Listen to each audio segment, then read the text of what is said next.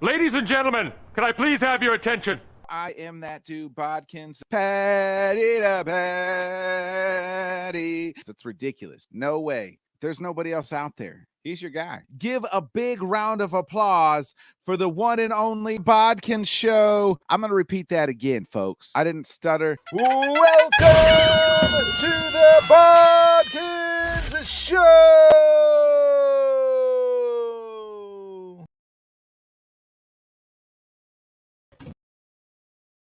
Shoot. There we go. Hey, off to a great start already. Hey, welcome, folks, to another great episode of the Bodkins Show. I am that dude, of course, Bodkins.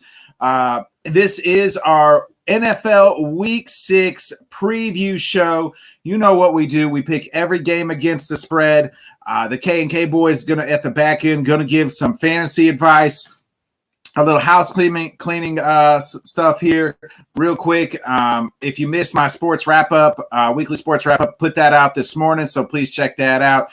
It is now on Spotify and Apple Podcasts as well, so please check that out as well. If you want your very own Bodkin Show t-shirt, the description is in the link is in the description to the YouTube, so just click over there and you can actually order a Bodkin Show t-shirt and a koozie cup if you'd like. So, hey, feel free to do so. It'll be a little bit before you get out. T-shirt lady who's making all the t-shirts for us is running behind. It's got some stuff going on, but if you order it, she'll get it to you, I promise. So, hey, enough house cleaning stuff. Let's go ahead and get into it. You know who I'm joined by, my main man, Mr. Smoking Amigo, Kenneth Miller. Hey, what's going on, man? How's it going today? Hey, what's up, Kenny?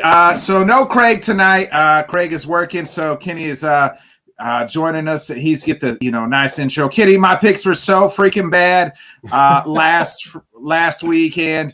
My Packers lost, so I had to bring in a guy who knows all about winning. His team is undefeated. He is host of the Philly Sports Wrap. Give it up for my man Tony. What up, man? How y'all doing today? What's up, Tony? How you doing, brother? We appreciate you joining the show as tonight's guest picker. Tony, go ahead before we get started. Give us those nice plugs. Let us know all about you and your the Philly Sports Wrap. Yeah, man. Again, definitely appreciate it, man. It's an honor to be up here with y'all guys on this platform, man. Y'all do wonderful content. You had me going back, checking out some old stuff, man, just so I was familiar with what I was getting into here today, messing with these geniuses up here, But yeah, so my show is called Philly Sports Wrap, sports with the Z at the end versus the S, and I'm on all the social media platforms from Twitter, Facebook, Instagram, definitely YouTube. And when I started, me and my brother started the show. So my co-host is my brother, and we decided to do the show because we always was talking sports. We'd be on the phone for hours talking sports. And I was like, look, man, why don't we just start our own channel, And so we talk all Philly sports. So right now we got a little bit to talk about because you got the Eagles winning and the Phillies. I'm sorry, Ken. I see the Cardinals. So it got a little something to talk about. Sixers about to get started. So we talk about all the Philly teams, but we do also talk about other teams, going on in the sports world as well.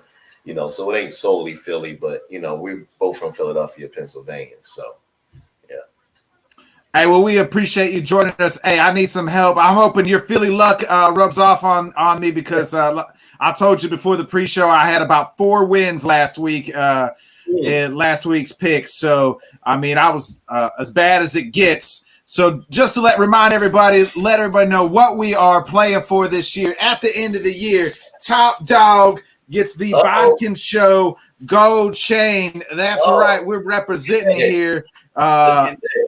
That's right. Hey, you get top picks of the year. The next year, you're rocking this gold chain. So, wow. Yeah, the 4 picks, I may not be able to, if I have any more weeks as like I did last week, this gold chain will be going to somebody else and not me. But right now, I'm holding on to it, baby. I'm holding on to it. Okay. Well, yeah, I'm glad to be part of this, man. I need to be on some more of these shows then. Hey, we have you out there looking like Flavor Flav out there in Philly, you know? Absolutely. For sure. All right, let's go ahead and get into it. Kenny, go ahead and flash up them picks, baby. All right, so as you see, we did not do very well last week. I went 5-10 last week. Kenny, even with my new contacts, I can't read Craig. What'd he get? Me and Craig both went 9-6 last week.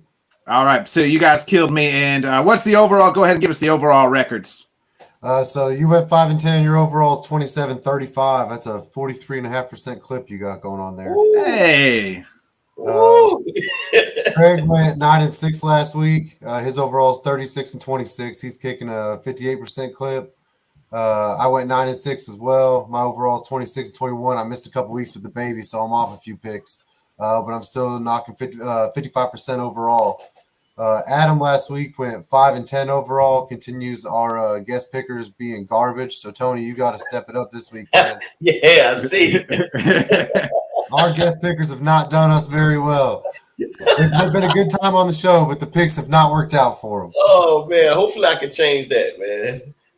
Yeah, Rob Logan, week 1. Rob Logan of Nova Nation is he's at 9-7, still the only guy that really have a winning record. So of our guest picks, yeah. So hey, if you can beat 9-7, you got a chance here. 7-9, you are blind. That's 7-9.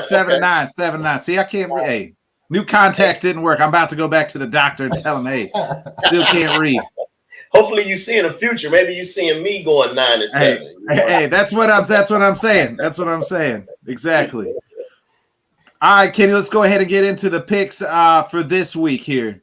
Let's get them spreads popped up. All right. So Amazon gave us a snoozer last week. They said, hey, how do we top that game? Well, how about we give them the Commanders at the Bears? Looks like the Bears are the favorite at -1. It's a pick 'em here. Tony, I'm probably going to fall asleep in the first quarter because I think this game is going to be boring as all get out. Looks like the over is 38. I'd probably take the under, but who are you liking this one? Bears are the Commanders here. Man, where's the flex scheduling? Can we start flexing it? Amen to that. Amen to that. Yes, sir. Amen to that.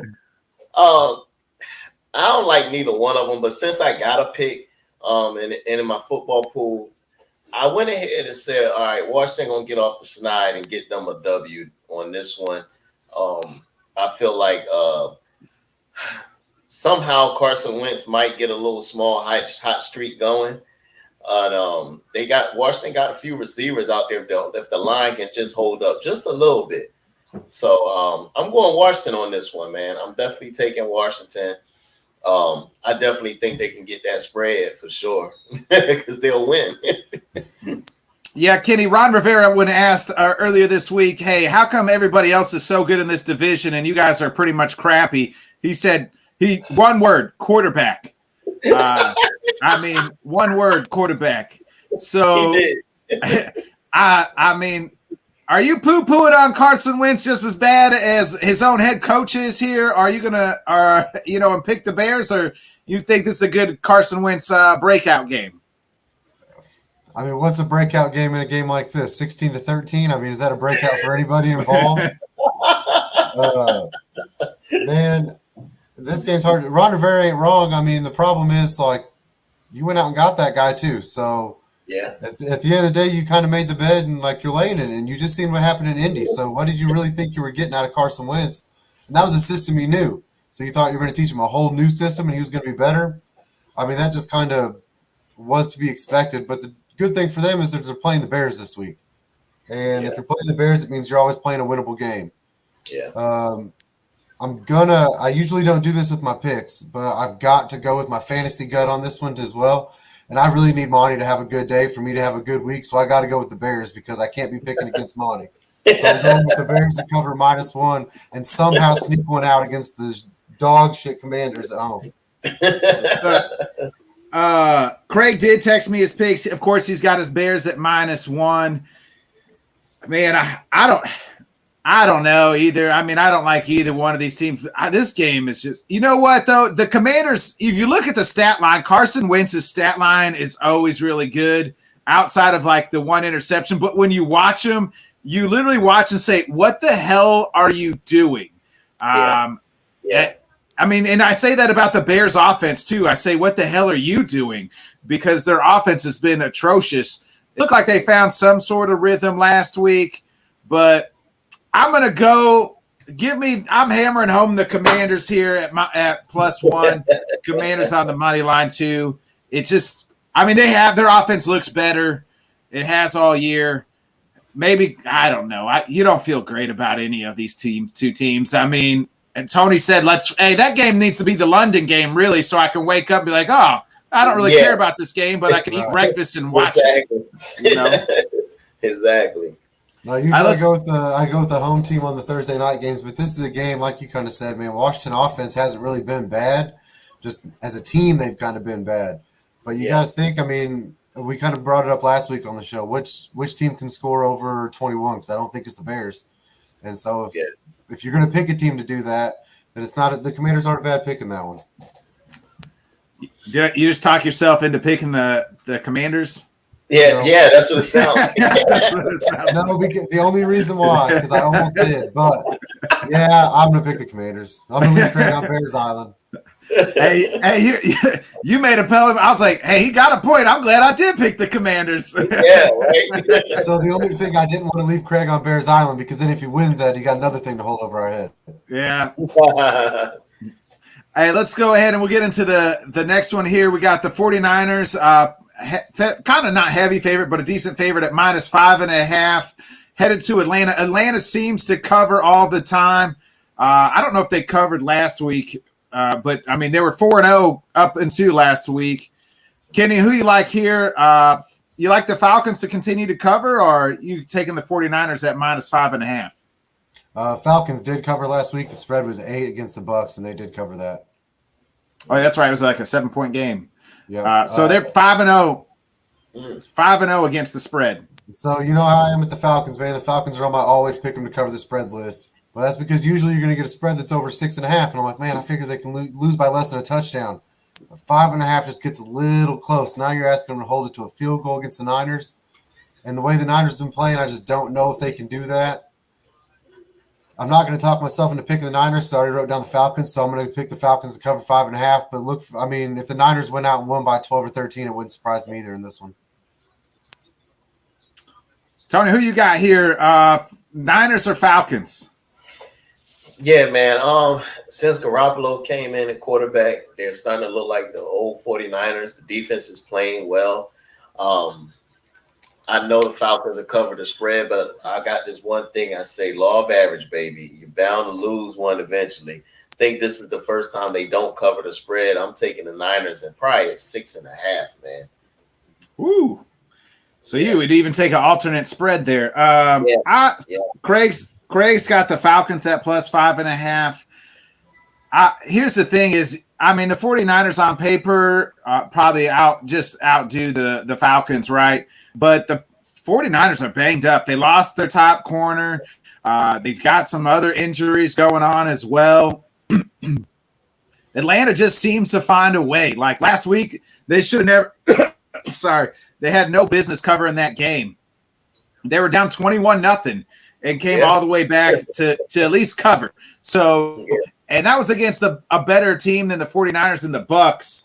I'm going to go Falcons at +5.5. They make it happen. 6-0 against the spread here. I'm going Falcons here. All right. Okay. Are the Bucs a better team than the Niners right now, though? I don't know. I said that, but then I thought about that. I was like, maybe I'm probably wrong. When you said that, I was like, I don't know about all that, man. I'm not sure. Their offense is better than the Niners right now. Yeah. You know, Tony said he got the law of average. I got the law of 30. If you can score 30, then I pick you to win. Bucs can score 30, and the Niners did it last week. So,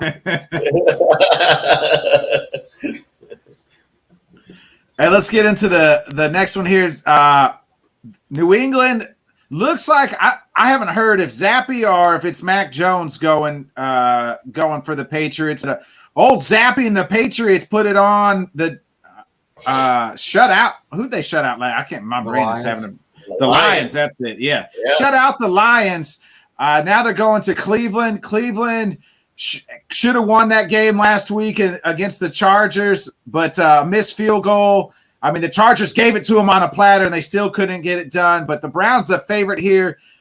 Tony, who you like in this one? Browns, Patriots here, and just kind of two teams. I don't know who is who really, like who they are.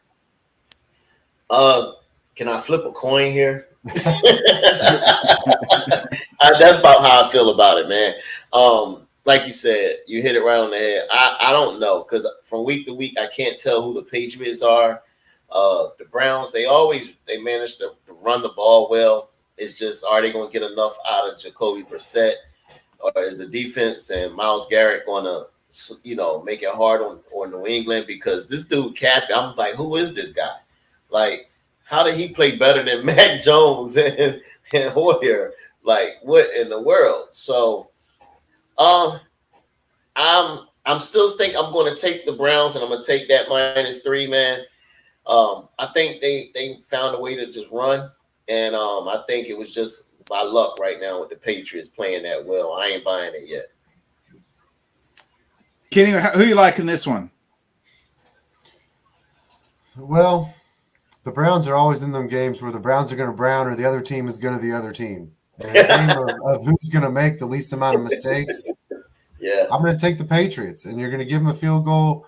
I think that I know that I wish it was 3.5. If you give me the hook, I'd definitely take the Patriots. I'm going to take them anyway, just because the Browns find a way. I mean, whether it's a goal line pick, a missed field goal, it just doesn't really seem to matter. They find, or running the ball, and even scoring touchdowns, they can't even do the right way. So it's just kind of the Browns are going to Brown, and I'm going to pick. If Bill Belichick capitalizes on mistakes, and if the Browns are going to make them, then the Patriots are going to win. Yeah, Craig said he's got the Browns, he's got the Patriots too, as well. Here's the thing: you give me Bill Belichick plus points. We know Bill's going to try to take away your strongest suit, and we just say they blanked out the Lions. And I mean, I know it's the Lions, but that you said before last week, which is the better offense. The Lions look like the better offense than the Browns have the first 4 weeks of the season. Now, last week was last week. I think they're going to slow down Chubb a little bit. I know he's been an absolute wagon here, just running all over people. But give me Bill Belichick, the GOAT of coaches, and +3. I'm taking it. I'm hammering that home all week, all day. So give me the Patriots at +3 here.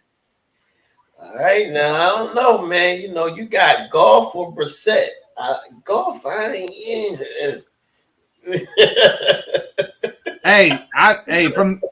I know the Browns got a great running game, but the Lions' offense has looked really great. But I think they're going to put it in Brissett's hand, and we've seen Brissett. It seems like I have a bad, crucial interception or a fumble or something will happen there, and the Patriots will come out.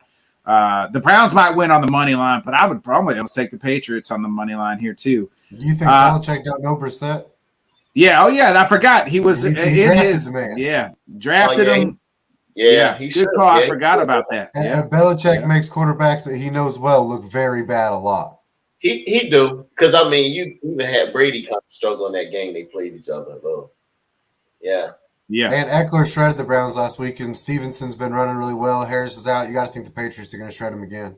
Oh, here we go, man. Yeah. Hey, we already hammered it home, baby. We already hammered it home. All right, I'm rolling with it, man. Hey, we'll get into the next one here. We got my Packers, 7-point favorites here. The Jets come to town. The Packers still can't put two halves together. I mean, one half, it could be the second half they look really good. The first half they look like dog crap, or vice versa. They forgot to run the ball last weekend. Kenny, who you like here? Aaron Rodgers and the Packers turn it around, or are you taking the Jets at +7? Man, I wish that Vegas would quit giving the Packers these big spreads, because it's impossible. I don't know how you pick them. Like, The Packers, I'm always going to pick them on the money line, but I don't know how you pick them to cover 7. They look like they can cover 7 against anybody except the Bears, who I feel like anybody could cover 7 against. But this also is a game where Aaron Rodgers is listening to everybody say how he sucks and how it's all over, and he comes out and throws for 4 touchdowns and 420 yards and all that shit. I mean, we've seen it a million times. So somehow, some way, you know what? I'm not going to break my rules. I'm going to take the Packers to cover -7. They're probably not going to do it, but I'm going to take it because I got to follow rules. Tony, what's your thoughts here? Jets look like a competent football team. Zach Wilson is, we've seen him gritty on the Steelers, gritty on Moms. I mean, he's doing it all. So who you like here? What's the weather going to be? Man, so I'm going to tell you this. This is only making it tough for me because I seen they mentioned something about Aaron Rodgers and nursing a thumb injury.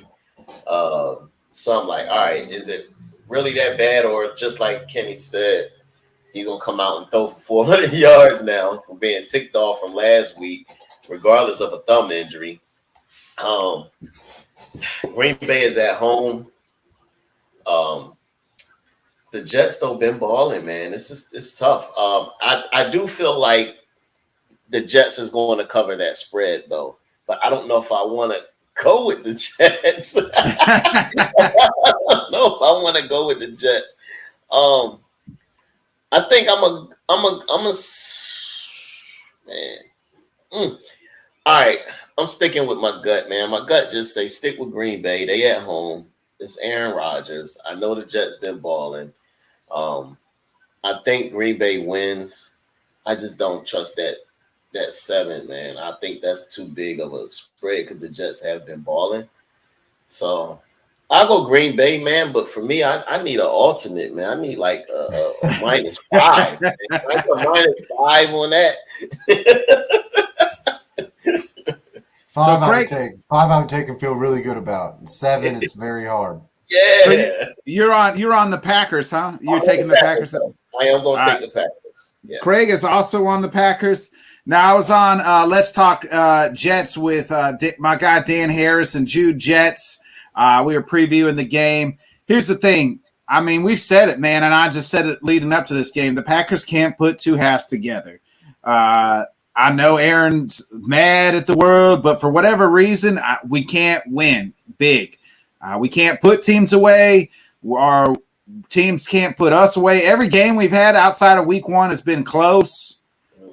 I know they're my Packers, but I'm taking the Jets at +7. I said on Let's Talk Jets. I said Green Bay wins 24-21, so I'm sticking with it. Give me the Jets at +7, going against my own team. But I like the Packers money line. But I'll take Jets +7. I hope I'm wrong. But all right, okay. Man, going against your own team. I hear that. I keep hearing that 48%. Was it? Yeah. Exactly. It looked like some of my grades in school.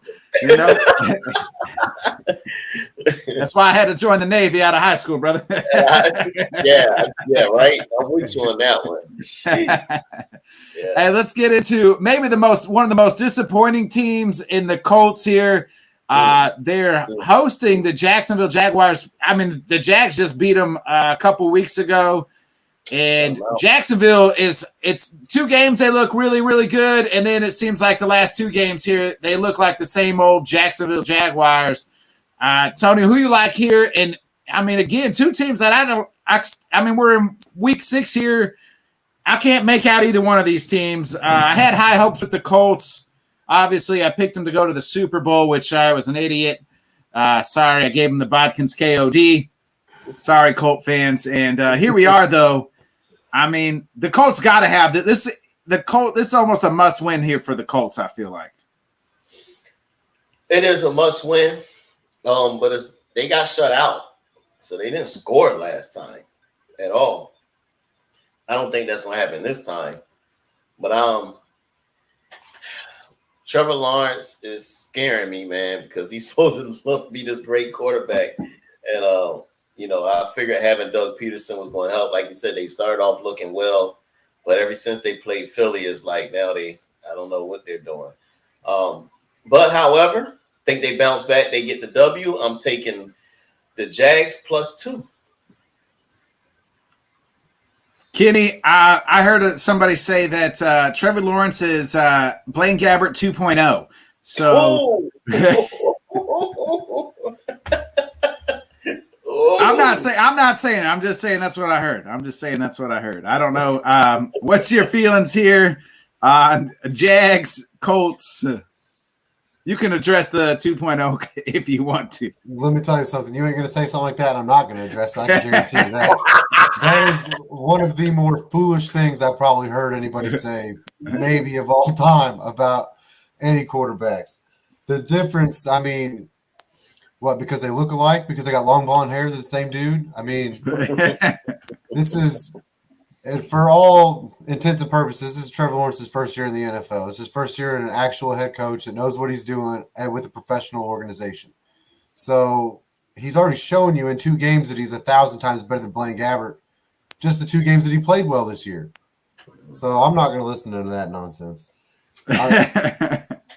So this one I'm torn. I said that I brought up fantasy earlier, so I was going to let fantasy make my picks. Well, this one I need both of them because the Tinkertown Jagoffs have not been playing very well. Tony, half my fantasy team somehow I bought into the Jags hype in the first 2 weeks. And I got James Robinson, Christian Kirk, Evan Ingram I picked up. I just had Trevor Lawrence.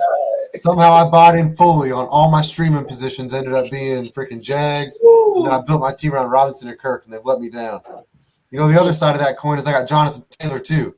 Also not done a damn thing all year. He's disappointing. So my team's been hurting. If Jonathan Taylor's ever going to have a week, it's got to be game 2 against the Jags. You can't, like Tony said, they got shut out last time. Yeah. You can't lose 2 games in a row to not just to a division opponent, but to the Jags, bro.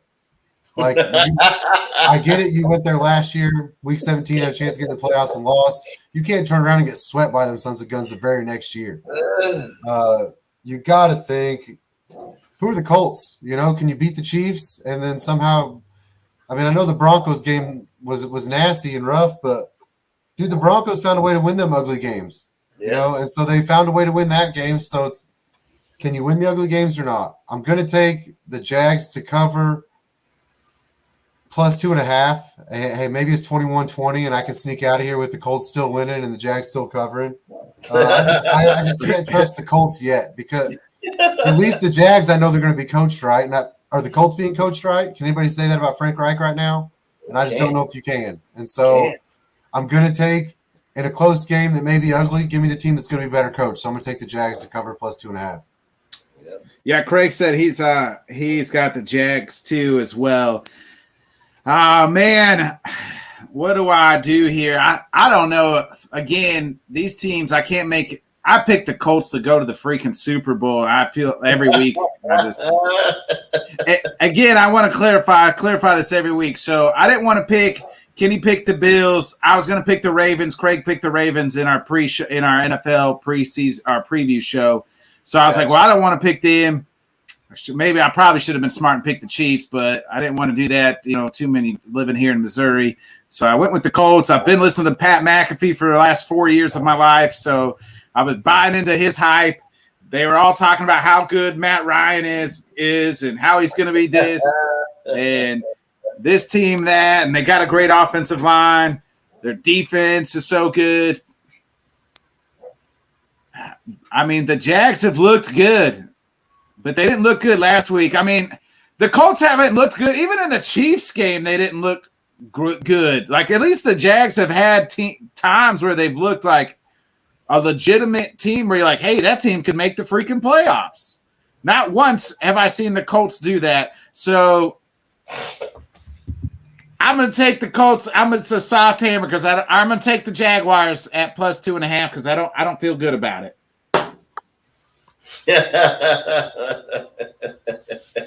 Hey, it sounds like, man, we call that hoodwink. Somebody Exactly.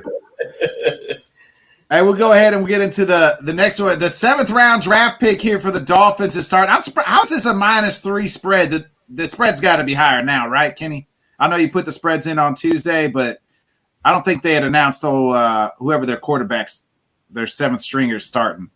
The spread is 3. It's only 3.5 now. Oh my gosh. Oh, wait a minute. Sorry, that is flipped completely around. That is now the Vikings are -3.5. Oh yeah. Either way, at -3.5. I figured it'd be a lot higher. The Dolphins are coming off that beat down, Tony, from the Jets. What was that? What was like 40 to? I mean, the Jets put up 40 points on them. Yeah, they got beat down. They definitely so got beat down. Do you like the Dolphins or the Vikings here at -3.5?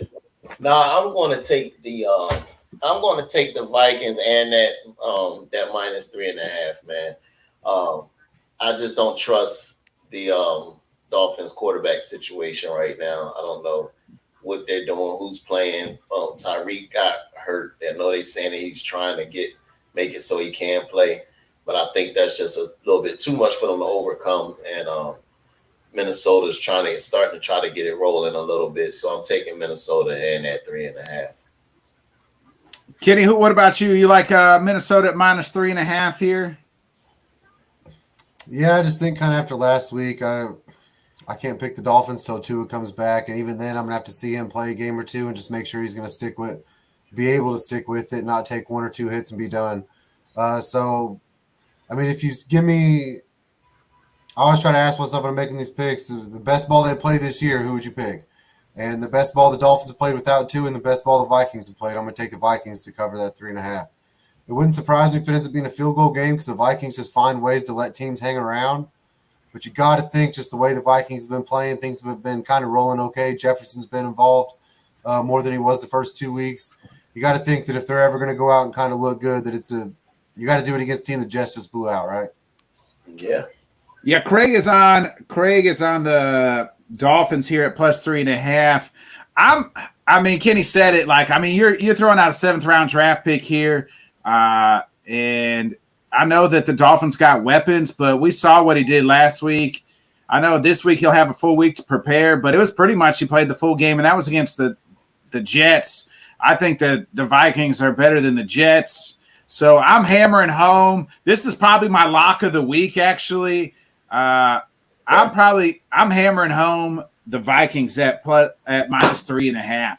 Give it to the Vikings. You said your lock of the week? No, I just looked at a different spread that I was going to hammer home maybe for my lock of the week, but that might be my lock of the week. Okay, I will take the Dolphins.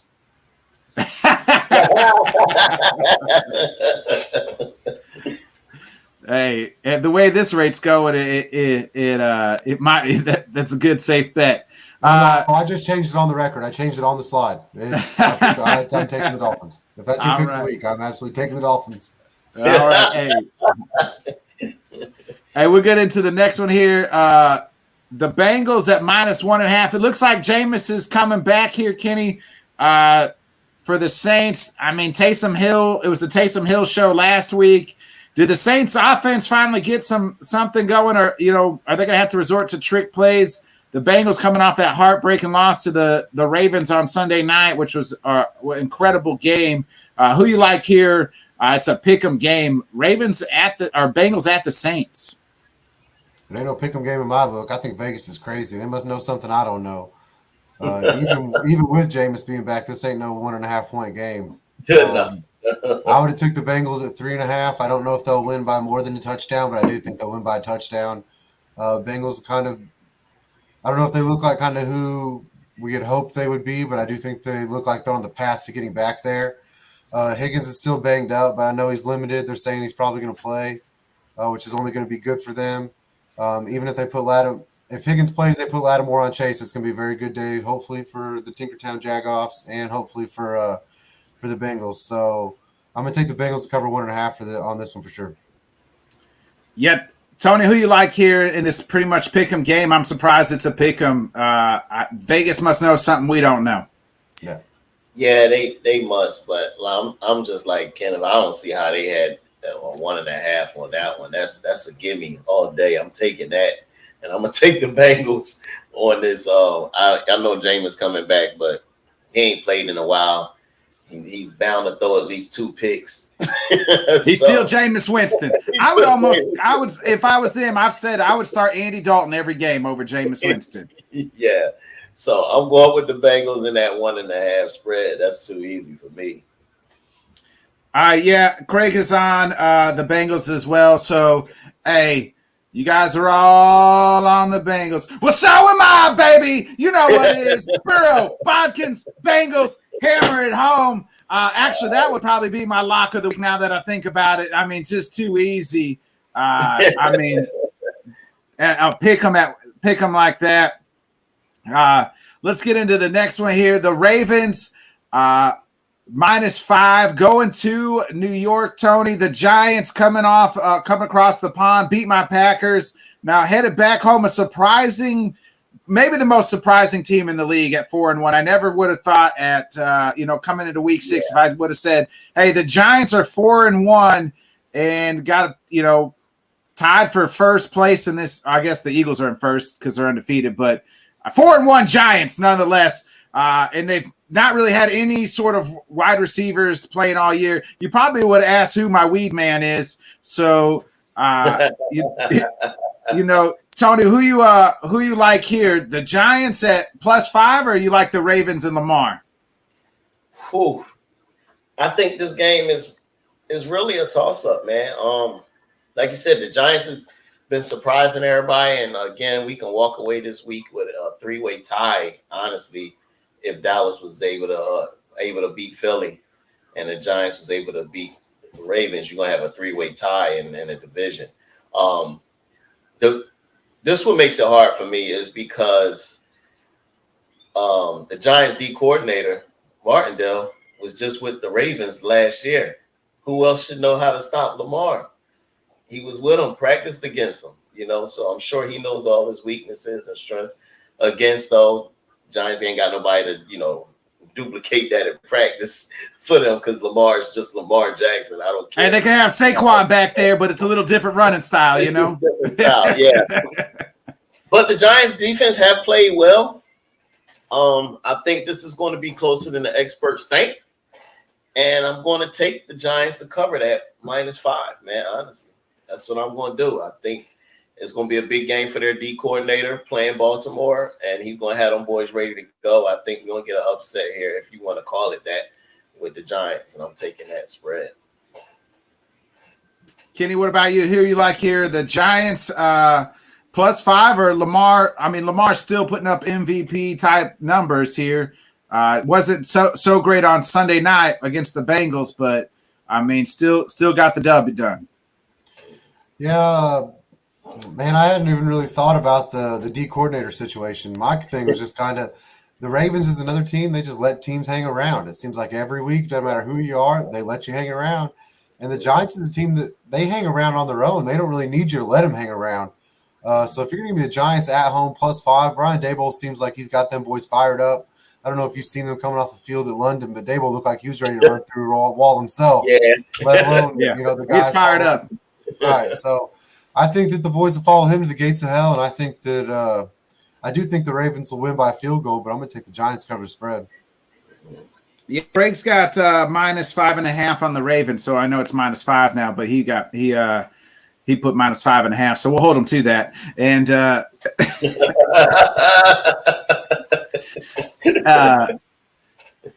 you guys are right, though. I mean, there's some. I know they beat my Packers, but I like that Giants team. I love what Brian Daboll's cooking there in New York. They look like a guy. This team's want to play with them. And Daniel Jones, like, for what it's worth, like, do I think Daniel Jones is going to lead this team to a Super Bowl run? Absolutely freaking not. But he's tough. He's gritty. He made some good throws last week. I obviously watched that whole game. He made some tough throws on a hobbled ankle. And then you got Saquon just running through everybody. This is the best Saquon Barkley we've seen in his whole career through these 5 games. Daboll's putting them in different situations. I mean, 2 weeks ago, he was lining up at quarterback, receiver, running back. I mean, he was playing the whole every position. line them up at offensive tackle. Dayball will figure it out. You know, they're finding ways and getting guys different plays. I'm with you guys. I'm leaving Craig on Raven Island. Lock it in. I'm all in on Dayball and the Giants at +5, baby. Hey, if in the right system, I mean, Danny Jones can be Alex Smith, right? Yeah. You don't need him to be anything more than that. He can be Alex Smith. He can scramble for a first down, not turn the ball over. And if you got Saquon back there, that's a winning strategy. Yeah. That's what he looks like. It looks like maybe the Kmart version of Alex Smith, but I mean, you know, right now, but he can still, it's Alex Smith. You're right. That's a good comparison. I'll compare that. Yeah. Alex Smith would have taken the team to a Super Bowl, you know, if Kaepernick didn't get him there. I think the Niners did anyway. But I think that is a good comparison, really. I think that's kind of the Daniel Jones ceiling type. I think that Daboll is going to be able to try to get out of him. Hopefully, he knows it's not going to be a Josh Allen-esque type ceiling. I think an Alex Smith type ceiling, though, if that defense, like Tony said, has been playing pretty good.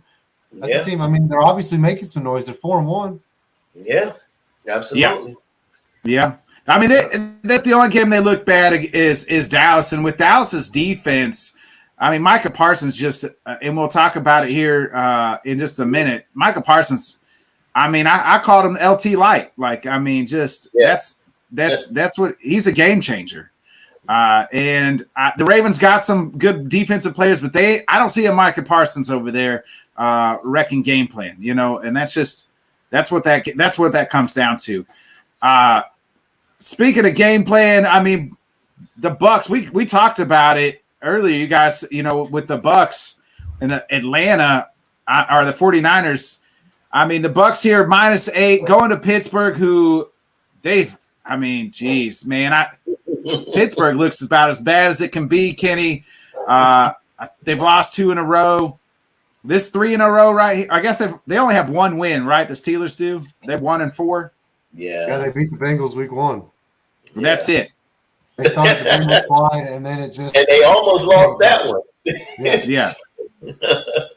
I mean, you taking the Bucks here at -8, or you taking the Steelers finally maybe rebound and get their second win?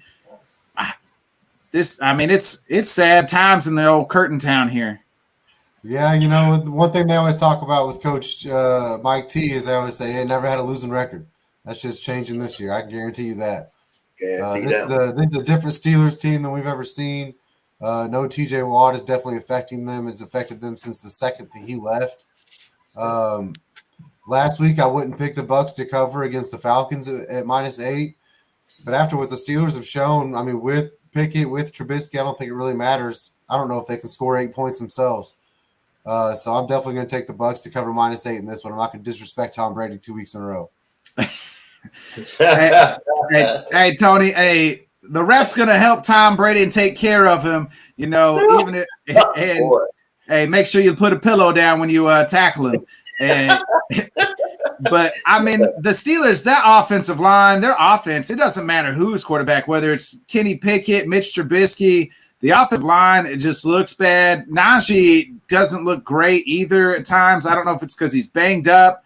I was on a pregame show, and we were talking about Najee's vision. I said it was Trent Richardson-esque, and I got kind of ate up for that, but I was just kind of comparing the two from Alabama. But I don't know if he's that bad, but it's not there right now for Pittsburgh. I don't think Mike Tomlin's going to be on the hot seat just because it's the Steelers don't fire coaches, but if it was another organization, he might be getting on the hot seat. What's your thoughts here? Steelers, Bucks. Yeah, Ty Bowles is about to have a field day with Pickett. He knows how to throw different defenses, different looks. This is not, Pittsburgh. I know no shot at Pickett, man. I think he'll eventually be okay. But right now, this year just ain't it. Pittsburgh O-line looks horrible. I think that's the problem with Najee. He just ain't got nowhere to run outside of every couple lapses, like you said, with vision-wise. But he don't have nowhere to go. They're not good at all up front.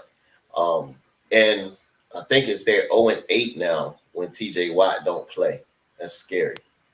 That's scary. I'm taking the Bucks and the spread because I think it's going to be more than that. So I'm taking the Bucks and the spread. Yeah, Craig's at Bucks at -8. We saw Zach Wilson just doo-doo on these on the Steelers a couple weeks ago. Zach Wilson. Tom Brady, Zach Wilson. I'll take 50-year-old Tom Brady over, still at -8 here. This is going to be the breakout game for the Bucks, right? For their offense. I mean, if it's now or never for their offense to finally break out. Two things: keep passing it to Lenny and keep giving it to Lenny in the running game, please, to help my fantasy team. So I'm all in on the Bucks at -8. We're all in on the Bucks and the GOAT Tom Brady. So hey, it's disrespectful to the Falcons for the Steelers to be -8 after the Falcons were just -8, right? The Falcons have played 1,000 times better football than the Steelers have this year, and somehow it's the same spread. Yeah. Good point. I thought that was disrespectful. And I know it's hard to disrespect the Falcons because they're probably going to lose, 13, 14 games this year. But I thought that was pretty damn disrespectful to the Falcons. Yeah, I mean, I guess how is it -8, right, though? Is it because the game was so close against Atlanta? But, I mean, the Steelers, it was -14 against the Bills last week. And, I mean, I didn't pick that because I thought 14 was too high. The spread could have been 30. That's how high that spread could have been last week, and they still the Bills would have covered. I don't know how it's -8. I'm surprised it isn't higher. It is disrespectful to both, maybe the Bills and the Falcons. Yeah, probably so. Probably both of them. I'll agree. Let's get into it. I think another disappointing team here, the Rams, the Super Bowl defending champs. It's like they're still hungover, or maybe they said F them picks, and then they F that offensive line because they don't have one. Matt Stafford looks like he's back in Detroit, throwing picks, getting sacked, getting hit. Doesn't look healthy at times, but sometimes when you need a break, here comes maybe the worst team in the league, and that's the Panthers, who just fired their coach. Tony, it looks like PJ Walker's going for the Panthers. No Baker here. Does that make a difference? You're going to take the Panthers at -2.5, or the Rams? They finally get it right. Hey, that spread is wrong. Let me go ahead and correct that. Okay. That spread is the Rams -10. Serious? No. The producer is not very good at his job. Let me just go ahead and say that. That spread is Rams -10. Oh, okay. So it's -10. That changes everything, Kenny, because I was about to that's definitely another good lot. Yeah. Hey, I'm about to go put me a. Hey, I'm about to put me a. Had to be wrong, right? I had to start looking it up quick because I knew that just didn't feel right. Hey, I was about to go put me a good parlay together real fast. I was about this, for real. I'm like, all right, what do you think PJ Walker is about? For real? Hey, PJ Walker worth 30 points right there if it's 2.5. What? Yeah. So, all right. So that makes it a little easier. I'm definitely going with the Rams on this one. PJ Walker, I don't know. He probably going to throw Ramsey a pick. The Rams need something to kind of make them feel good. Maybe they just playing the Panthers right now, PJ Walker, make them feel a little better. I don't know what's going on with Matthew Stafford. I don't know. I know he had, what was that, shoulder surgery or something? I don't know. Elbow surgery. Elbow. Okay, thank you. Yeah. Tired elbow, like a pitcher. Yeah, that's right. Yeah. So I just can't figure it out, but I don't think the Panthers have enough to beat the Rams. I'll take the Rams. I don't really like that 10 because the Panthers can still kind of hang around a little bit. But I'm going to take the Rams, man. And I wish it was like a -7. That would be nice. the -2.5 was real great. You know what I mean? Perfect. That was perfect. But I'm gonna take the Rams, man, and I'll take my chances. Let's see if they cover the spread, man. Let me get it. I'll take that. Kenny, is this the bounce back game the Rams have been needed? Or new regime, new coach, new everything for Carolina here? Man, it probably is going to be a bounce back game type for the Rams. I mean, I think it seems like we say it every week, whoever plays the Panthers, like, if you're going to have a bounce back week, like, this is going to be the week. But I'm still going to take the Panthers to cover +10. Now, the only reason why is because I think most likely we end up with a push in this game because there's no hook on it. And you've seen this, man. These teams, they'll fire a coach, and then the next week play the best football they've ever played, and then look like garbage, but they'll look bad again the rest of the year. But that first game, it's like everybody is like, yeah, you know what? Everybody's ass is on the line. And they'll go out there and look good enough to cover a +10 spread, and then they'll get beat by 30 again next week. So I'm going to take the Panthers only this week, though. Craig's got the Panthers at +10.5 as well. I mean, the Rams are the – what about the – you? So would you take the Panthers money line here? Kenny, God, no. I mean, they're going to good enough to hang around. Hey, well, you said everybody joins together because we do see that. I mean, they do. This is a game where everybody joins together. They rally the troops. One team in the league. There's not one team in the league that is more rallied together than the Lions, and they just lost 29-0. So being rallied together don't mean you're going to beat nobody. It just means, I think that for 1 week you can travel across the country to SoFi and just hang around. Steve Wilkes, man. Steve Wilkes got a rough break in Arizona. He got fired after a year. It was kind of bullshit the way he got fired anyway. Like, I don't think he's a bad coach. There's a reason why they fired the D coordinator and kept the defensive backs coach, whatever the hell he was doing at the time, and promoted his ass and kept Steve Wilkes around. So I think that he's at least got somebody in the locker room that I'm going to take him to cover +10, but hell no, I ain't taking him to cover no money line. Smart man. Craig's got +10.5 on the Panthers, so we'll hold him to that. No. He's getting +10 like the rest of us. 10.5, I think we all probably pick him. Hey, you missed the show. You text me the spreads. That's the spread you're getting. So Yeah, right. Hey. Man, I don't know. Part of me believes that this has got to be the Rams like coming out. Like, where's the Rams at? Like, are they still like partying last year? I mean, let me ask you this though: Rams win 30-23. Is that still a Rams coming out party? The Rams offense looked good. They still won, but the Panthers still cover. It can still be a Rams coming out party and Panthers cover. Yeah, I feel like they should not give up 23 points to the Panthers, man. Not with the Rams. They shouldn't have lost to the Cooper Rush Cowboys either, but here we are. not with PJ. Yeah, do that. Rivera sat up there and said everybody else has a quarterback, and we've been playing some ginger nobody ever heard of for the last 3-4 weeks. So yeah. Hey, all your wins have been with Cooper Rush. Not one win with Dak Prescott. It's the gold rush, baby. Hey, Cooper Cush Rush, you know what I'm saying? I didn't mean to interrupt you. Are you really going to take the Rams here? I don't know, man. It's a lot. 10's just too high for me.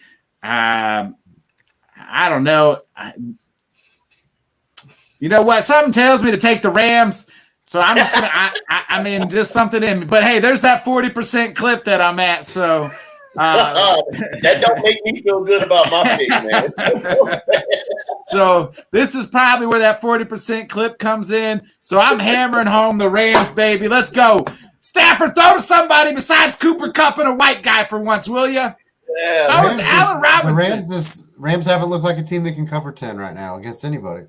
No. Allen Robinson, will you get off? Where is he at? Still in Chicago? That's the thing about the Super Bowl hangover. You know, Van Jefferson's still on the IR. You know, everybody – I even kind of forget about that until I start looking through about who is he going to throw to. They ain't got nobody. Odell left. He's still hurt. You know, where's he going to end up? Van Jefferson ain't there. You like to see more out of Allen Robinson, but that's not really the stretch it out game. You know, he's the be a good route runner, but that's Cooper Kupp's job. You know, Cooper Kupp's job is to be a good route runner and turn a slant into 45 and a touchdown. So Allen Robinson's got to find a home. He got to almost be like a hybrid tight end and just find a home there. You think they want to make a trade with the Titans and get Woods back? Oh, my God, yeah. Hey, exactly. Robert Woods has looked okay. I mean, if Robert Woods was still there doing exactly what he's doing for Tennessee, I don't think the Rams really are missing a beat. Yeah. No. That's true. Yeah. We got a comment real quick here before we get somebody. Alan wants to know, where do we think Odell ends up before we get into the next one? I can tell you where I hope he ends up, and that's in Green Bay. rumor is that Odell likes Cleveland Steamers. Call everybody I know and I'll pay for people to go give Cleveland Steamers whatever Odell wants, whether he wants to poop on somebody, whether he wants to be pooped on. I'll make sure that happens if he comes to Green Bay. I don't care. Please, Odell, come to Green Bay. We'll do whatever it takes. We need you now more than ever. Should have came last year, but hey, we'll forgive you. Come this year. So that's my go ahead. You guys got thoughts on where Odell should go? Yeah, I think I think that Green Bay is honestly perfect for him. They don't really have a true number one. I think he can kind of go in, and after a few weeks of getting spun up, easily going to be the best receiver they have on roster. So I think that's probably the most clear-cut place for him to go produce. I think that the best place for him to go is Buffalo. They already got some weapons. He's going to be able to show up and kind of be like what he was with the Rams last year. He showed up. The Rams already had Cooper Kupp. Van Jefferson was stretching the field. Odell just kind of slid in almost like people forgot about him. And I think you go up there, the Bills already got Diggs. They already got Gabe Davis. The Bills are trying to make moves too. McKenzie too. He's coming back right now from that concussion and stuff. So, I mean, like, they've already got some weapons, which lets a great receiver slide in and get covered by a, number 3 back? Come on. Who do you cover there? Everybody's third corner. And that's just the way it's going to go. He's going to eat up everybody's second corner for the most part. So I hope, and I picked the Bills to win the Super Bowl. So I really hope he goes there too. Tony, what's your thoughts here on Odell? And I mean, if you want to say the Eagles, you could say the Eagles, but it's not like they're reaching out for him. But you know what I mean? Yeah, no, I don't even want to say the Eagles. I think they'll be all right. I think that's just cause more confusion than anything because everybody can't get the ball, man. Just too much. But I would say I wouldn't mind seeing them over there to help out the Ravens. They could use some help at wide receiver. I think that do you think he would go there and trust Lamar to get him the ball? And that's not a shot at Lamar. I just think you've seen receivers kind of stay away from there because of that. Hollywood said that's the reason he left, wanted to be traded. I don't want to name drop, but yeah, I mean that's kind of what I mean. Like you've kind of seen receivers be like, I don't really want to put my numbers on the back of him. Yeah, I could see him being leery because Odell, I think that was the thing he liked about being with the Rams and Stafford. Outside of the coach, Stafford being able to put the ball where it needs to be. I do think he's going to look for a quarterback that is real precision-based, good at getting the ball where it needs to be. That's why I understand why you said the Bills, even though it's just like you might as well chalk them in for being Super Bowl champion. You get over there. But yeah, like I said, I had just picked the Ravens. I was like, thinking about who could actually use a receiver that could be or is a contender possibly, Man, he's only going to go. That's perfect. If they used him as the Ravens are perfect fit. Bateman's hurt. Yeah. Hollywood left. They don't even have nobody to throw the ball to besides Andrews. Yeah. Odell, that's a perfect fit for him as long as everybody was on the same page that it ain't going to be 12, 13 targets just because you're the best receiver here. Like it's a different situation. But that really is that's a team that could use a guy like that in a bad way. Yeah, absolutely. Yeah. We'll get into the next one. Maybe another two teams I still can't make out. Either Arizona at -3 going to the Seahawks. Tony, who you like this one? I mean, Geno Smith looks like he learned how to play football again. I mean, you'd almost take Geno over Kyler Smith or over Kyler Murray. I mean, the way they're playing. I mean, Geno. It looks like the Seahawks got the quarterback upgrade over Russ when Russ left instead of the Broncos. Yeah, man. God dang it! I just seen like Washington gonna be missing a wide receiver, making me want to go back. I just saw that go across my screen. But anyway, man, Geno remind me of NBA 2K, the rebirth. He's a rebirth player, man. He came back with all these badges, throwing for 300 yards, and I'm like, where has this dude been at? Like, what happened? Because I was I'll admit, man, I was one of the ones before the season started. I was hollering and saying, hey, Seahawks about to pick in the top 10 of the draft. I don't see them doing nothing. They got Geno Smith. You ain't got no quarterback. Drew Lock. I'm like, no, it's not happening. But they keep finding a way to eke out these wins or just perform. Or he do well. But I'm going to take Arizona. I'm going to take that spread because I do feel like Arizona can cover the spread. It is a division game. We all know division games are always tight. They're up in the air. Don't matter who got what the records are. That's what happens. I think that's an easy pick 'em for me. So I'm going to take Arizona to cover that spread on that. Kenny, who you like here? Arizona or Seattle? Seattle, Arizona giving the points there. Man, this is a tough one. Cardinals are a team that, kind of like we said with a few of these other teams, man, who in the world are they? Yeah. Are they, on paper, they're a team that should be able to score 185 points a game. Mm-hmm. And some games they'll score 14, and then some games they'll go and it takes a miracle for them to beat the Raiders, and I just don't really know who they are. Geno's had very hot hand. I think if it was 3.5, I would pick the Seahawks. But this is just one of them games where if the Cardinals are going to have a shot, to be kind of who people thought they were, who they probably thought they were when they started this season, you got to be able to go into Seattle and win this game. Now, hopefully it ends up being a push. I don't know if they can win by more than 3 and cover that. But you got to be able to go in and win this game. And I do think that at the end of the day, I'm going to trust the Cardinals a little more here for some reason. Seahawks money line, man. Hey, Kelly might have taken wrong. Kelly's taking Seahawks money line. Oh, wow. All right, fuck it, Kelly. Me too.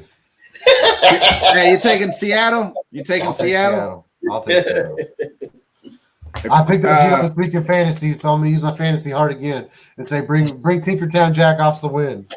Craig's got Seattle as well at +2.5. I can't pick Arizona. I refuse. Like, I just can't pick them until D-Hop comes back and they look like an offense.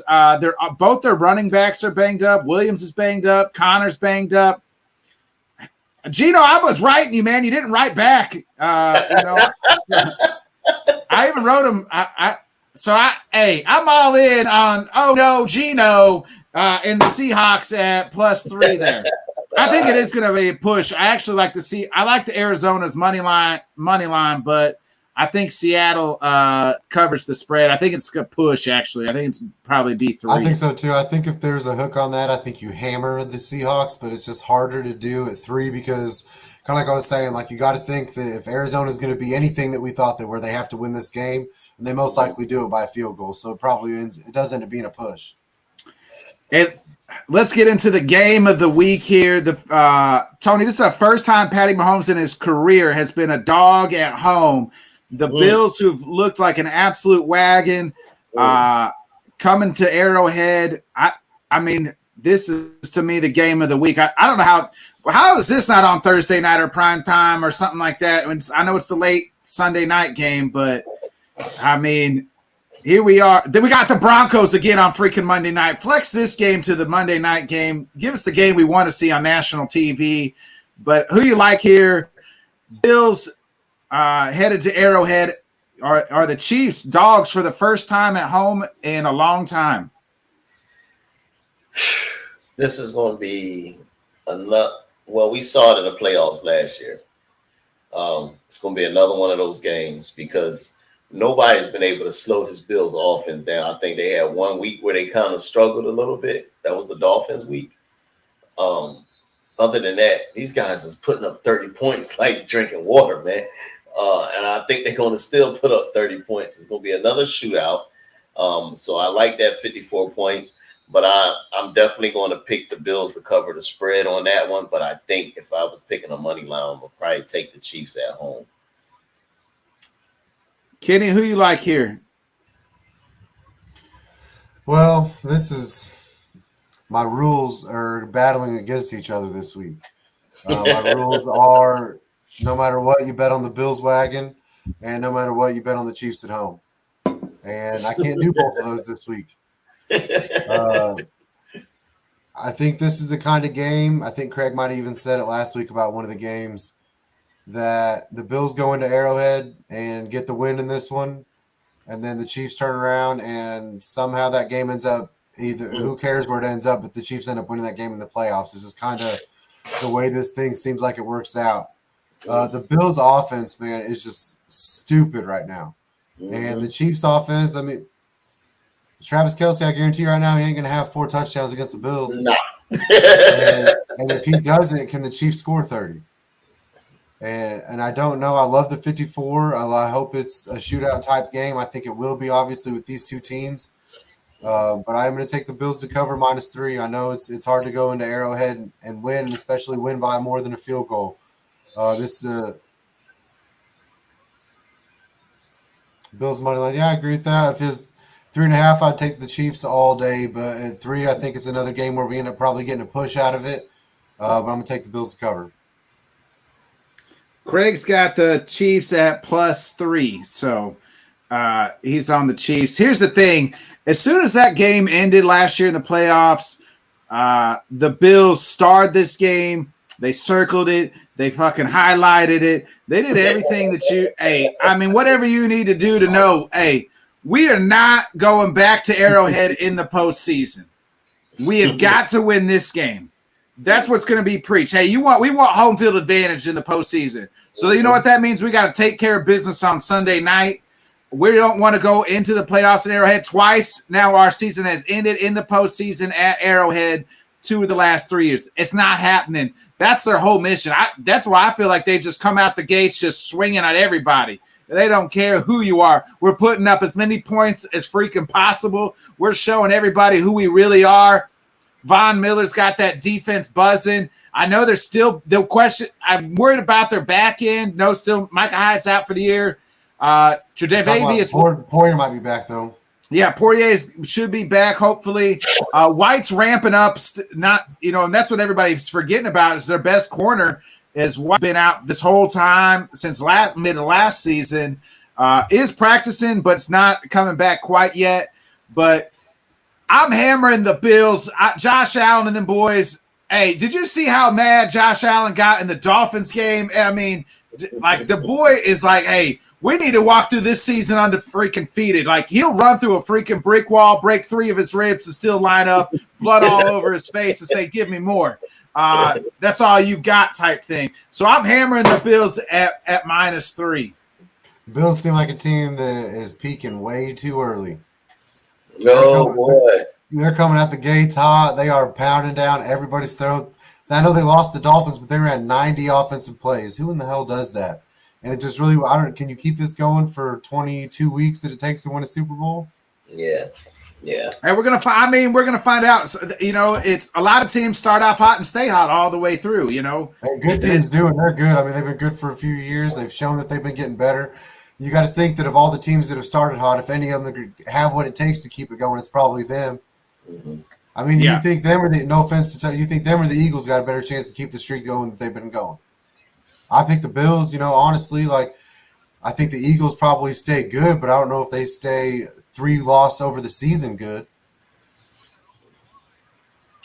Hey, well, speaking of the Eagles, we get into the Sunday night game, and what do you know? We got the resident Philly man, Philly sports rap Tony, and our resident Cowboy fan and Kenny. So I'm just going to step away here and, let you guys just duke this one out.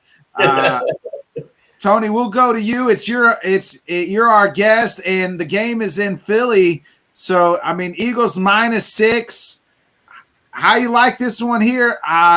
The Eagles they've looked really great at times, and then it seems like the last couple weeks they've had to eke one out, but against Arizona eked one out. So a little struggle there. Go ahead, make your case for this game here. Oh man, I hate this, man. I hate this. If I'll be honest, I had us winning. Well, before the season started, I had us winning 11 games. I said, okay, A.J. Brown, we had 9 last year. We should be able to get 2 more wins, adding A.J. Brown to the roster. They started off hot, and I was like, all right, maybe we get 12 wins this year. So I had a lot of people laughing at me when I said, no, I think we might get 12 wins. It seemed like they got something rolling. Well, they're close. They're 5. We on our way already out the gate. this matchup here, to me, it's a bigger game for Philly than it is for Dallas. Like Dallas they want to win, of course, period. But Philly needs, like, everybody's looking at this game like, all right, if y'all really who y'all say y'all are, let me see you beat Dallas. So this is a big game. I am worried about Michael Parsons because, as you can see, last game we struggled because of the injuries up front. With Jordan Mailata missing time, Malu was going out, Kelsey was going out, Dickerson was going out. So they went to a real similar game plan and not really running the offense like it's supposed to because of the injuries. I don't know who we're going to have back yet. And if our O-line is beat up, it scares me against Dallas D-line. If we can have our starters in there, I do think we cover that 6 because I've been predicting Philly to win 27-17 because the Cowboys, when I was looking up today, based on who they had played, they have real quick here. I had it written down. So as far as the Cowboys' opponents in the total offense, they had Tampa Bay, who's ranked 21st, Bengals, who's ranked 22nd, Giants, who ranked 23rd, Washington, who ranks 19th, and the Rams, who ranked 26th in the offense. So they have not played a offensive firepower yet, although their defense can't take it away. They balling. Them guys go up front. They be coming. But then you got the Eagles' opponents who they played. That Lions is 3rd in offense, believe it or not. I don't know how, but Vikings is 10th, Washington 19th, Jaguars 13th, Cardinals 15th. So we've had a little bit more of a challenge, I would say. So this is going to be a test to see if the Dallas defense is really who they are, or was it a product of who they played. For Philly, have you changed from last year? We'll see. I am nervous, but I'm going to take Philly, and because I predicted 27-17, I got to take that spread of 6. Kenny, go ahead and give us your rebuttal here on the surprising 4-1 Cowboys with Cooper Cush Rush at the helm. Yeah, he's shocking. Hey, he's winning. I don't know if he's shocking. I mean, if you would have told me that Cooper Rush went out and was throwing for 182 yards and a touchdown, I would have said, yeah, that sounds about right. If you'd have said that was winning enough games, I would have said, oh, are you sure?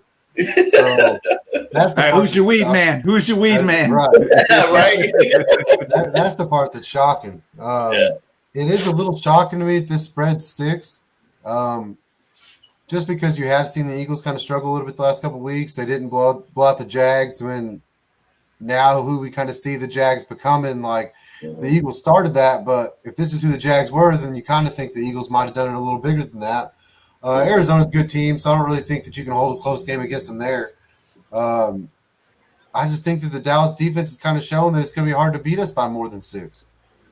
So it's hard I think it would be hard as not a Cowboys fan still for me to pick the Eagles to cover at -6. As good as the Eagles have looked, I think that our defense can manage to keep them under that 27 mark. I kind of had it a 24-20 game. I think we keep it close. I think the Eagles end up pulling it out. But I do think that the Cowboys go ahead and cover that 6, though. Got a bad call. I can see it. I can see it happening. The Eagles are a tough team to beat right now, and I don't know if we can go in there and pull that off on the road. It'd be a tough game for Dak to go in and win on the road, so I don't know if Rush can do that. But, I mean, the defense – the thing is the Philly defense ain't bad either. That's what everybody looks at Jalen Hurts and A.J. Brown and the additions there. But the Philly defense is playing pretty good, and I don't really know. Cowboys don't want to play good defenses, you know. We want to play teams that maybe let us get up to that 17-20 rank. I don't know if we can go in and beat the Eagles on the road. I can't really pick us as shocking as if we've been to go in and do that yet, but I will pick us to cover +6. Craig's got Cowboys +6 as well. So, I mean, here's the thing. The Cowboys, one thing Rush doesn't do, he doesn't turn the ball over. I mean, for everything that we've talked about, some of these guys, they turn the ball over. Something to say about that, though. Yeah. That's what I mean. Like Darius Slay, man, he picks everybody off. But I mean, Rush isn't either. It's either they're he's just not either. Like it's not like he's making bad reads and bad throws. Is what I'm trying to say. Like he's smart with the football. And the Cowboys defense is good enough to keep the game low scoring. And, if they can get a turnover or two, which seems to happen every time. I said Micah Parsons, man, is an absolute game wrecker. Yes. Gosh. I mean, Aaron Donald is leaving the league, is due to retirement. He's wrecked shop and has been, absolutely the best defensive player every time he stepped on the field. Last Sunday might have got his money's worth as far as maybe not being the best defensive player stepping on that field. I'm so high on Micah Parsons. I told Kenny a year ago when they drafted that kid, I said, that man is a dog of all dogs. Yeah, man. Yeah. He's nasty. And I believe in the Cowboys defense. Dan Quinn's got them boys fired up. They play the Cowboys offense. It's not flashy. It's not great. I wouldn't even say it's any damn good, but it's somehow it's efficient. You're right. And it's more, it's not flat. They've lowered that playbook, we know, and they're doing things different. It'll be different once Stat comes back. But it's efficient. They're running the ball with the Tony Pollard and Zeke. I know Zeke's numbers don't look great, but the attempts are there, and they're giving it to him. And then it's Tony. It's low doses, it seems, of Zeke, and then boom, here's Tony Pollard, and he breaks one off because you're so used to Zeke pounding the hole. And next thing you know, Tony Pollard's on a 50-yard run for a touchdown. Yeah. I like the Eagles' money line. I'm kind of with Kenny on this. I think I like the Eagles' money line, but at +6, give me the Cowboys on Sunday night there, hammering home. Let's get into the last game. Two teams that also just, again, the Broncos are awful. The Chargers are going to charger. The Chargers are giving points here as the Broncos come. Why is Denver? Did Walmart pay all this money for them to be on national TV every freaking week? Because nobody wants to see that garbage. Like nobody, not even Broncos. Broncos fans were leaving at halftime last week, and they paid tickets. They were leaving at halftime, overtime. They were leaving the game. They don't even want to watch this garbage. But here we are again. We got to watch the garbage Broncos, and Russ is cooking real meth here, and against the Chargers. Kenny, who you like this one? The Chargers or the Broncos? Chargers the favorite here at -5. Well, I'm pretty sure that 3 out of the last 5 weeks, right, Kelly ain't lying. I'm pretty sure 3 out of the last 5 weeks, someone from the Broncos, whether it be a coach or a quarterback or a receiver or running back, has been the turd of the week. I'm almost positive that someone from the Broncos almost every week has been the turd of the week.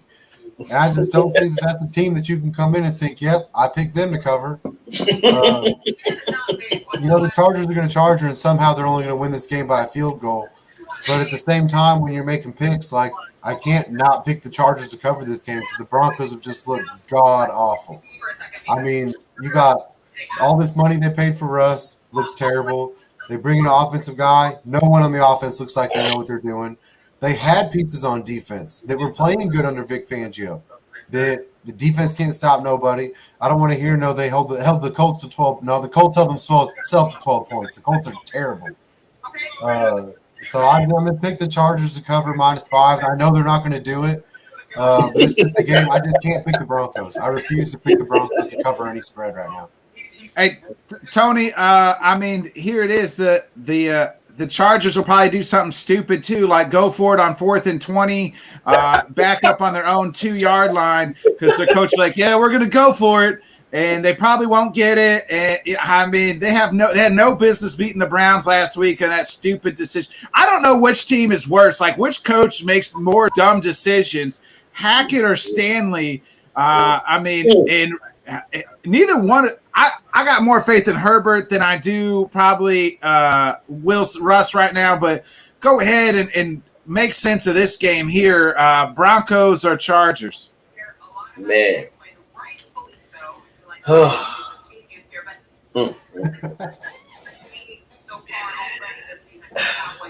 right. Look, man. Hold on. Look.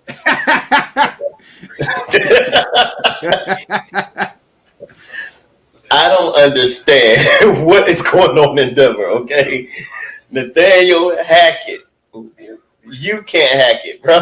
Hey, Kenny used that same line. Kenny used the same I line. use that line once a week. Hack it, can't hack it. Bro. How you get Russell Wilson and not figure out what to do? How you not sit down with this man and say, hey, what works for you? What do you like to do? You have receivers out there that can make plays. He came from Seattle with Lockett, Metcalf. Okay. All right, Sutton and Judy, they may not be Lockett, Metcalf right now, but these guys they're damn near close. Should be, right? They're good, though, right? Yeah, they're good. So what are you doing? Whatever you had in your mind, Hackett, throw it out the window and sit down and figure out what Russ like to do, what you can do, so y'all can actually look like the team that everybody thought. The AFC West was supposed to have been one of the biggest divisions, going to be a tough battle. Who's going to win this? Oh, you got the Chargers, you got the Raiders, you got the Broncos, and the Chiefs. And now it's just like, all right, well, it's the Chiefs again. The Chiefs again. Y'all suck right now. So, yeah, this is a tough call because they both suck. Chargers continue to make bonehead plays. Wilson is all banged up now. There's no way I'm going to pick Denver for anything. I wish the spread was smaller, like he said, for the Chargers, because I don't even trust y'all.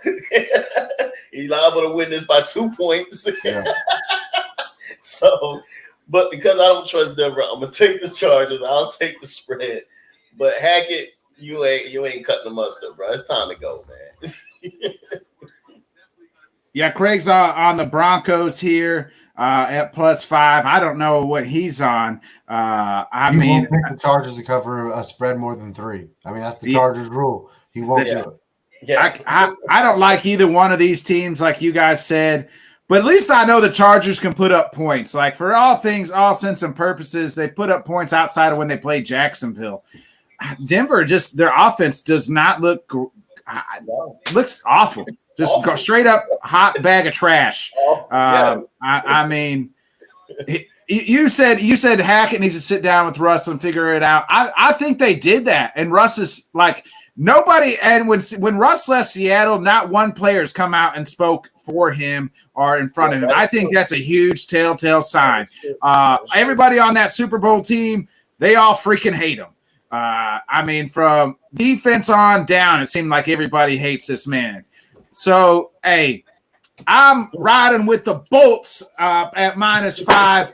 I don't trust Russ at all. The stories I hear, I think he's more worried about being a celebrity and everything else. And I mean, and like you said, I forgot he did have surgery. He's banged up, and I think that's a half-ass excuse on why he's playing bad. So I'm with the Chargers here at -5. Tony, we'll let you get out of here. Go ahead and plug your stuff here, and tell us what you got going on the rest of the week. Yeah, man. Again, thank y'all. I enjoyed it, man, for sure. Seriously, I'll be come back anytime. So tomorrow, because usually I do my matchup show on Saturday, but because I'm going out of town, I won't be able to. I'll be doing my little matchup show tomorrow night, so y'all be able to catch that on YouTube at Philly Sports Rap, sports spelled with the Z. And then also I will be actually. So Kenneth, if you're around, man, I'll be live streaming the game on Sunday. Oh, sweet. And I'm going to have a few dollars people, tap in at different times throughout the game, man, give me their take or what have you. So definitely same thing with you, man. If you want, feel free. I'll definitely shoot y'all out the link, give you opportunity to tap in. But that's what I got coming up Thursday. And then Sunday, I'm going to live stream the games. I don't really like live streaming too much, but this game is just too big for me not to. So I'll be doing it. But other than that, that's what I got coming up this week, man. And again, I appreciate y'all guys, and I can't wait to see what this record going to look like. Hey, well, we appreciate it, Tony. Hey, we'll let you get out of here. Thank you again, my man. Again, everybody, hey, give it up for Tony, and host of the Philly Sports Rap. Thank you. I'm out.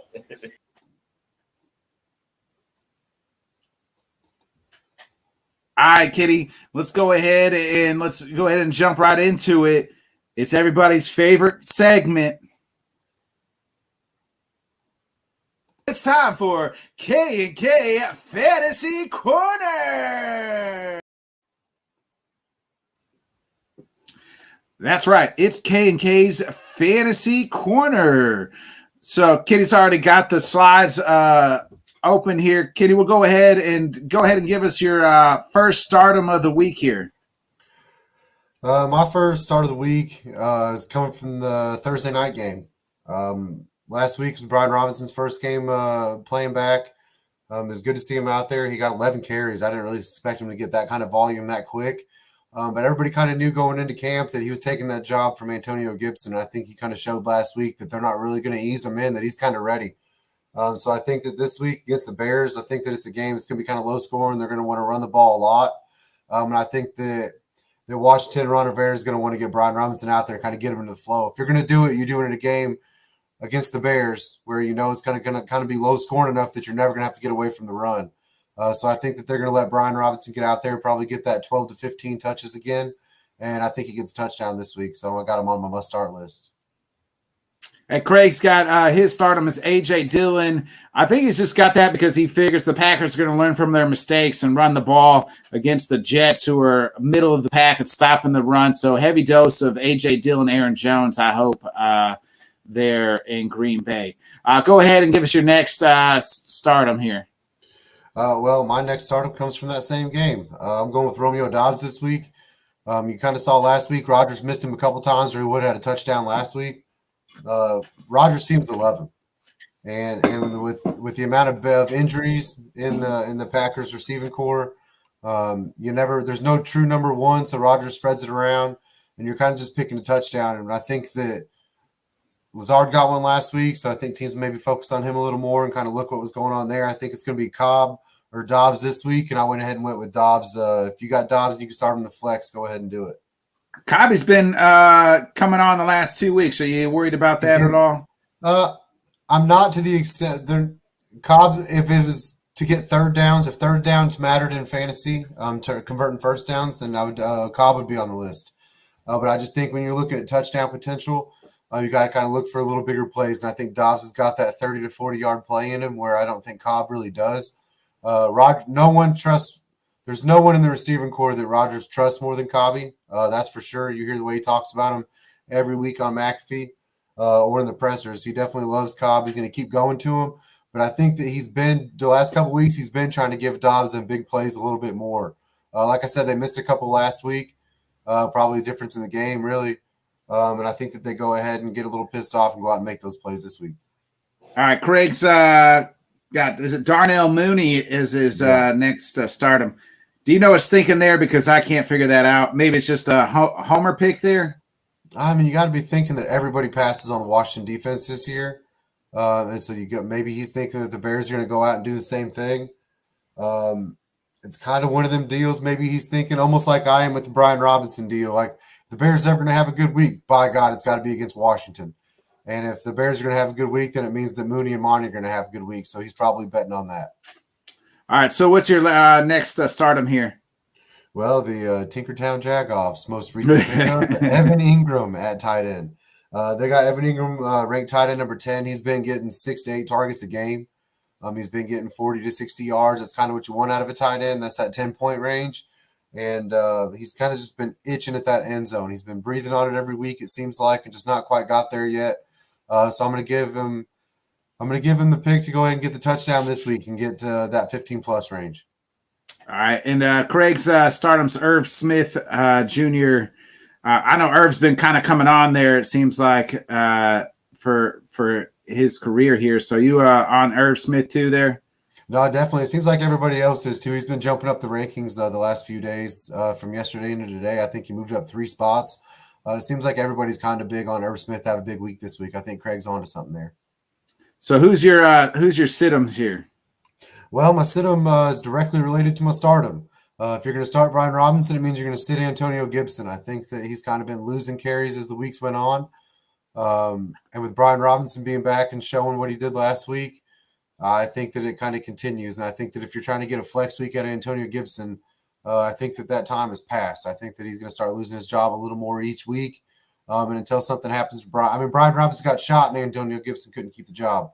So until something bigger than that happens to Brian Robinson, I think that you're going to see a pretty rapid decline in Antonio Gibson.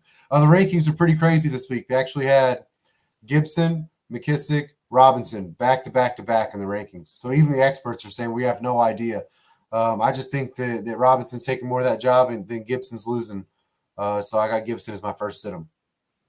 Craig's got Zeke Elliott. What do you think his reasons there is for sit Zeke? Are you on the sit him with sit Zeke train? Yeah, Pollard almost made my must starts, but I already used him once this week. I just think the Philly's a team that can get out and get up on the Cowboys by 10.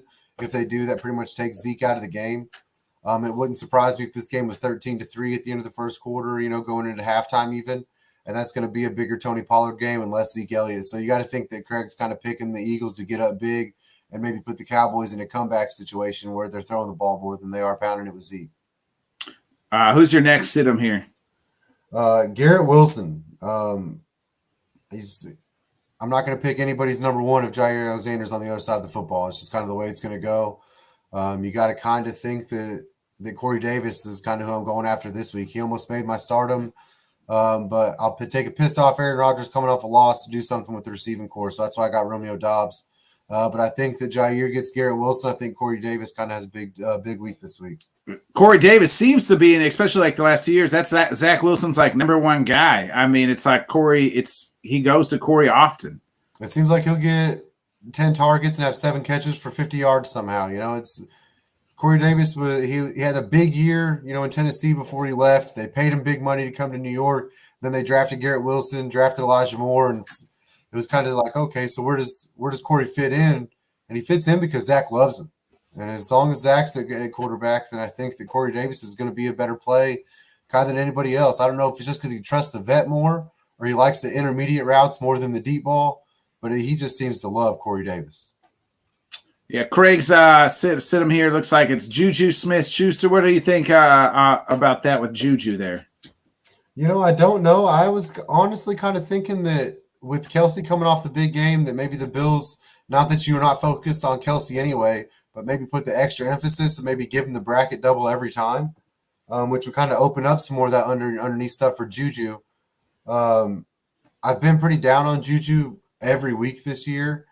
It just kind of seems like the offense isn't really built for him to succeed in it. It seems like every route that he runs is a Travis Kelce route, and that's just not kind of the place you want to be.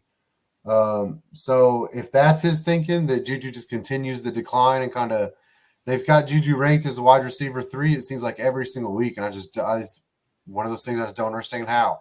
Yeah, I'm kind of with you. I'm not high on any of the Chiefs receivers just because it's Kelsey's going to get the bulk of it, but then after that, they just spread the ball out so much. I mean, it's 2 passes to Juju, 1 pass to Sky Moore, and then it's 2 passes to MVS or somebody, 1 pass to Pachenko. You know what I mean? It's just it's not like they're not throwing the ball, but it's just spread out amongst like 10 people. Everybody's getting fed, and then you give Kelsey 10 touchdowns, 10 his 10. That's just kind of how I feel for the Chiefs offense. No, I mean, that's how it's been. Mahomes even apologized to everybody preseason, said, sorry, fantasy owners, it's just not going to be your year. And, he's proven it right. And, Juju made his living with Ben. They didn't have a tight end at the time, and Ben just gave him everything under 8 yards. And, some of them was touchdowns, a lot of them was first downs, but it got him a lot of volume. And, that's Kelsey. That's Kelsey's job. When Mahomes need a first down, he ain't going to Juju. He's going to 87. And so anybody that's fading Juju, I definitely don't blame him for it. I'm not going to argue with Craig Stidham for sure. But I will caveat that if Juju is ever going to have a week, it's got to be a week coming off Travis Kelce having 4 touchdowns where they're going to give him 3 or 4 or 5 defenders, whatever it takes for him not to do it again. Or it's a game 2, or maybe it's going to be a shootout, right? Like we talked about it just earlier. Like that game, I mean, the over-under is 54. So if 2 teams are shooting it out, he's going to have to get some sort of points or hopefully involved into the action. So if not now, then maybe never for Juju. Yeah, that's probably the best way to put it. I mean, if it's not this week, it's probably Juju dropping time, unless you can find somebody dumb enough to trade for him. I don't know how you can keep running him out there every week if he can't do it this week. And then let's get into your last sit-em of the week here. I went Gerald Everett on this one. I'm kind of against the experts on this one, so I might not know what the hell I'm talking about. But it just seems like no tight ends have really had very good weeks against the Broncos. For whatever it is, the Broncos hang around. The defense doesn't seem terrible all the time, but they do stop the tight end pretty well. They got good safeties out there. They got good linebackers. So I picked Gerald Everett as my sit-em this week. I do think that he could still end up in that 5 catch for 45 yardish range. So he could be around 10 points and not be – he's not a guaranteed. You just can't play him this week. You need to find a different option. I just don't know if he's going to – I don't think he's going to score this week. I don't think he's going to get over 12 points. I don't think he's going to have a big week. And Craig's got Taysom Hill coming off that huge game last week. He's got sit Taysom Hill. Is it just because Jameis is coming back? Is that you think that's his reason, or you got a different? What's your thoughts there on sitting Taysom? I think that Jameis coming back might have something to do with it. I also think that that Craig's on the same side as a lot of experts as far as just trying to tell people not so much as a sit 'em guaranteed as much as you just can't buy into everything that happened last week. He wasn't even getting used before last week. He only was getting 3. I think he was only getting 3 touches a game, something like that. It was real low. He essentially was standing on the sidelines, so you can't really expect just off one game. Oh man, he went for 120 and 3 scores. You can't think that's going to convince them. Okay, turn around and give it to Taysom Hill a bunch because Alvin Kamara still carried the ball 20 times. So at the end of the day, if you take them 3 touchdowns away, things look a lot different for Taysom Hill, and he's just not been really getting the volume where you can feel good rolling him out there every week. So I definitely agree that this week's probably a sit-em week for Taysom Hill as well. All right. You got any other last little bit of fantasy tidbits here before we wrap up the K&K Fantasy Corner? Not too much. I do think that I wish Craig was here and we could talk a few trade things just because I got a few trades in the works and I'm not 100% sure. How would you feel if you had Monty and you was trying to get Waddle and that was going to be straight up? Would you feel good about that? If I was trying to get Jalen Waddle, trade for Monty, yeah, I would feel pretty good. You trust Tua come back and things kind of pick up where they left off or no? Yeah, I think so. I think that's I've been so back and forth, man. Me and Landa has been talking, and we agreed to it. We know it's fair. We know it's even. We know he needs a running back. We know I need a receiver. And after trading for Higgins, I've just been kind of sitting there thinking, man, like, can I really dump Monty too? Like, I need everything to work out if I make that move. And he wants it done by Sunday, or I guess by tomorrow. And I kind of got to make my decision tonight then, I guess. Yeah, I probably like that trade just due to, the Bears' offense has been great, so I'll take especially if Tua comes back. I think they pick up right where they left off. And Tyreek's kind of banged up, so I don't think Watt will have great numbers this week, but I think after that you'll be all right because Tua practiced this week, so it looks like he's online to start next week. So I know you picked the Colts to go to the Super Bowl. How much do you trust Jonathan Taylor to bounce back here in the later half of the season? Yeah. I don't know. Eventually he's got to, I hope, but. So that's the deal. That's the dilemma. If I knew JT was going to become JT again, I could trade Monty. If he's not, I can't. I mean, we're a quarter into the season. I couldn't tell you who in those two. Yeah, I couldn't tell you. That's tough, man. That's tough. That's my fantasy tidbits. I'm in a spot where I got to make a move, and there's a move on the table that I really need to make, and I'm just not sure if I got the huevos to pull the trigger on it. I would do it. I don't know. I don't know. Don't take my advice. No, that's all I got though. All right. Hey, you want to go with that? Was another great K&K Fantasy Corner. Kenny, before we get out of here, I asked Craig on Sunday, give me your most disappointing NFL team and your most surprising NFL team here through the first quarter of the season before we get out of here. I'm not going to use the Broncos just because I feel like we doo-dooed on them quite a bit already today. And you already pointed out the Colts. I think I'm gonna lean towards Arizona as one of my most disappointing teams. I know that they've hung around, But this is a team that, I mean, the Kingsbury Cardinals, they start out the season hot. That's kind of what they do. You know, that's their MO. We play good the first 10 weeks, and then everything falls to shit after that. Well, my God, they ain't even look good the first 5 weeks. And I'm just really, I know that they're missing D-Hop, but you bring in Hollywood, and Hollywood, hey, Hollywood's having a great year right now. But you just got to, Kyler ain't look like no $253 million man. You know, and I mean, Kingsbury don't look the money that they paid him either. No, he looks like he's about to get an eviction notice on the drug dealer mansion. So I think my most disappointed, I'm going to go with Arizona just because the expectations on them are a little higher than the other disappointed teams. My most surprising team, man, I picked the Eagles to win the division, so I don't know if I can. I'm very surprised they're 5-0, but I did pick them to win the NFC East. But who in the world saw the Giants at 4-1, 5 That's weeks what I into said. That was my most surprising team. It has to be. If Brian the Jags Daboll didn't fall off, I would have picked the Jags, you know, but the last 2 weeks they've looked like the Jags of old. But my God, I mean, I didn't know you picked them last, but yeah, the Giants, man. Who in the world saw them being 4-1, look fired up? Saquon, best running back in the league again. So it's hard not to pick the Giants as one of the most surprising teams, man. Yeah, so folks, that's our first quarter of the season, and we're getting this Sunday. We enter the second quarter of the season. Half the teams I still can't. You can tell by my record, I still can't figure out who is who. But I'm going to turn it around here. Figuring it out at the first quarter, turning it around here. That 40% clip will get a lot better. Hopefully, here in the second quarter here as we enter into the second quarter, starting week 6 on Sunday. For Kenny, Craig, myself, we appreciate everybody tuning in. Make sure you hit the subscribe button. Hit the share button, be a friend, tell a friend. We're on Apple Podcasts, Spotify. We'll be back Sunday night for our Week 6 NFL reaction show at 8:30 Central Time Zone.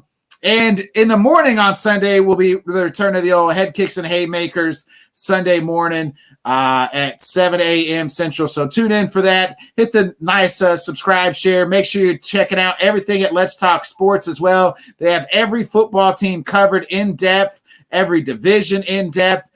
So head on over there. Make sure you guys hit the nice subscribe button over there at Let's Talk Sports as well. So, Kitty, go ahead and hit that outro, baby. Let's get out of here. You guys have a good rest of the week. We'll be back Sunday, baby.